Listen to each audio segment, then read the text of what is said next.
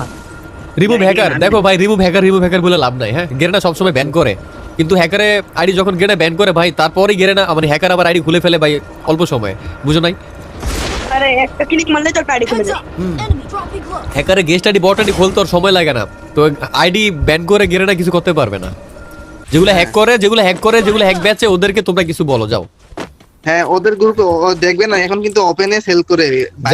যারা hack sell করে, যারা হ্যাক বেচে, আচ্ছা একই তো কথা, যারা হ্যাক সেল করে আর যারা হ্যাক কিনে ওদেরকে কমেন্ট করো, মানে ওদেরকে বলো ভাই রিমুভ হ্যাক। আচ্ছা আচ্ছা, এখন গেরেনা তো সব দাঁড়াও আমি একটু বলি, গেরেনা তো সব সিজনই হ্যাকার রিমুভ করে, ব্যান করে, বাট হ্যাকার রিমুভ করে তো লাভ নাই। হ্যাকার রিমুভ করে ধরো না 50,000 আইডি ব্যান করলো, ওই 50,000 মানুষ আবার তো আইডি খুলতে সময় লাগে না ওদের।